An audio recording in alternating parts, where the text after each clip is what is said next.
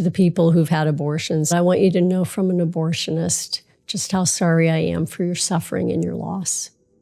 And I ask you to forgive us.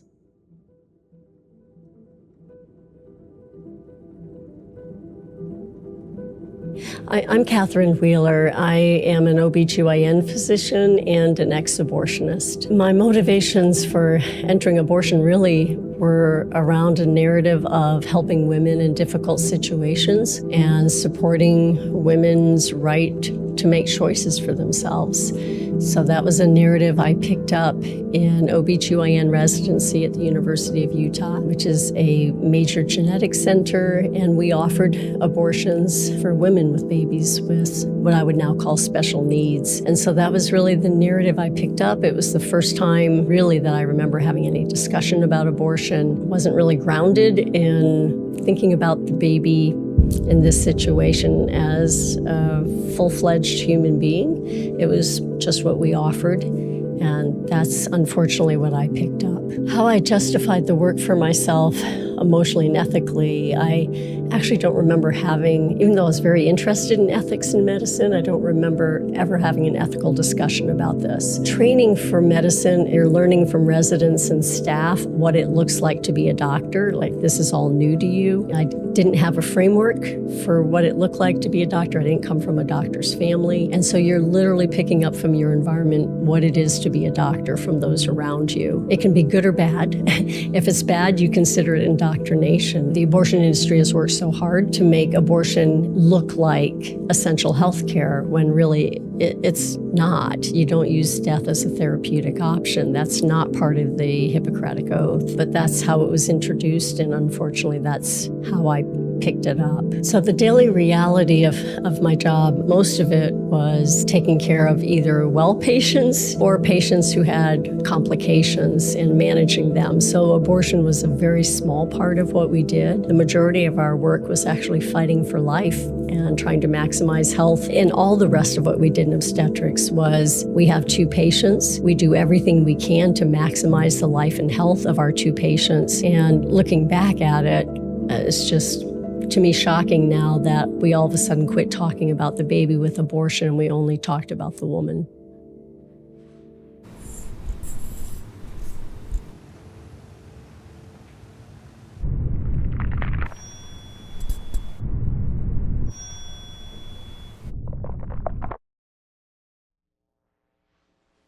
It always felt off. There was something that was always off, emotionally, physically, in those rooms looking back. You have to blind yourself to the baby's reactions to your instruments. So how did I handle the uneasiness looking back? I just never even dealt with that part until later. I actually had a very unusual experience out of the blue for no reason as I started an abortion, which happened to be the only so-called elective abortion I did. It was like the blinders came off in the middle of doing an abortion with a sudden awareness of the fact that I was killing a baby.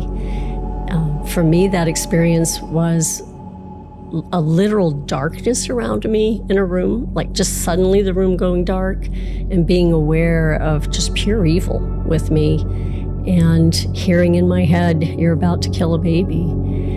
That, for me, as I finished that abortion with the full awareness that I was taking the life of a baby, for me, that just completely ended me ever being willing to do another one. I was so aware of the evilness of that this was actually taking a human life. For me, as I left that room, I didn't understand exactly what had happened except for how evil it was, and realized that there wasn't anybody I could tell who would understand. And so I literally didn't deal with it. I just pushed it away like a lot of people do with traumatic experiences. I just pushed it away and didn't let myself think about it. My tipping point had been, I actually grew up in a Christian family. My dad was a Baptist minister. I had made a decision to walk away from God in college when I became involved with my boyfriend, and made a conscious decision to walk away. It was about 50 years old when the consequences of that finally hit the fan. And my second husband then, after 20 years of marriage, decided to leave, which brought me to a crisis. You know, for me, that crisis involved having spent pretty much the majority of a marriage in counseling, trying to make things work out, and then having an utter failure when you realize that there was absolutely nothing more you could give and nothing more that you could do to save your marriage. And you know, my very life was tied into trying to save my marriage and trying to make my family okay.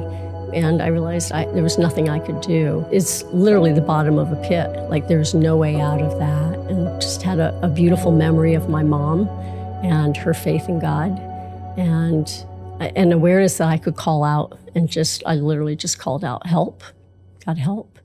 And I immediately felt unusual peace in that situation and a strength that I knew wasn't coming from me. I knew in my soul that I was a different person than I was before calling out to God. I had friends who were Christians and started going to their church and Celebrate Recovery and just really following Jesus with everything. God started with just this overwhelming pouring out of his love. And that went on for a very long time. Like, I was shocked at the love of God without him ever bringing up sin. He was dealing with a broken person being abandoned. He made sure I knew in the very beginning that the babies had forgiven me and loved me. And now you're in a safe place where you can deal with that. It just shows you God's incredible kindness that he knows individually how to deal with each person without breaking them. Once I started going public with the fact that I'd done abortions, it was hard to go to family. My parents had passed away, but for my sisters, having to tell them, and they were incredibly gracious. I received love and acceptance from the pro-life community, which has been incredible. I was in a Celebrate Recovery class, which is essentially a 12-step program for people who have just bad patterns in their lives repeatedly. And in that class, I developed a close relationship with God, a growing relationship with God, and in that safety of that environment, God started working with me and reminding me of abortions in hard and beautiful ways that showed me the dignity of the baby and the horribleness of what abortion is, which is the barbaric killing of a child. He made sure I was grounded in his love, and then he started bringing up abortion. You know, one of the big parts of my healing journey and the awareness of what I'd done was I'd moved to Spokane for about 2.5 years, and there's a Jewish synagogue there. Jewish survivors of the Holocaust explain what the Holocaust was, and it just really struck my attention. I'd never really thought about the Holocaust. And as I started hearing from them and learning about it and starting to read for myself, the Nuremberg doctors came up. Then started reading about how the doctors were actually involved in experiments on children, how they were in charge of just the torture in these camps, even in charge of the gassing to kill them in mass numbers. And I just remember the awareness of, actually, I'm a Nuremberg doctor. I recently heard that Pope Francis compares abortionists to Nazis with white gloves. And I've been to the Holocaust Museum. And what's similar to the Holocaust is this dehumanizing of an entire class of people, of human beings, dehumanizing them to the point where they basically present it to us women as babies are our enemy. They keep us from having the full life that we want, that we should have them on our schedule, that they get in the way of us having a full and abundant life. I found myself surprisingly pregnant in the middle of medical school and an abusive marriage. I was very poor. I didn't know how I was going to finish med school if I carried a baby. I thought my life was over because that's what they tell us women. And my best friend's words to me were, "Oh, you're pregnant? That's wonderful. You're going to be a great mom." And the world is always telling women, you can't. And you know what? You can.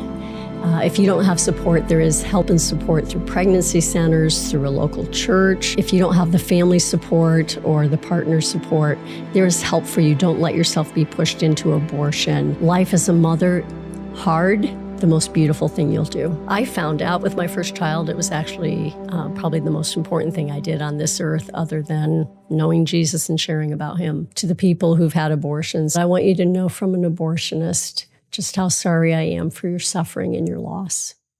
And I ask you to forgive us. If you could say something to abortionists, what would you say? If I could say something to an abortionist, what would I say? I think just want you to know there's a way out. It's better on the other side. You don't have to hide in shame. You don't have to carry the guilt and the shame anymore. God's already forgiven you. It's easy to feel like you're there by yourself. I felt that way too. So I would want you to know there's support available for you. Groups like the American Association of Pro-Life OBGYNs, or APLOG, that's where you can find me, or Abby Johnson, who has a ministry, and Then There Were None. And she can help you to get out, to get finances, to get a new job, with legal help if you need it as you're getting out, with a community of support, and also with healing. Come to this side. Come to the side of light. We're here to help you. It's not the unforgivable sin. There's a different and better way.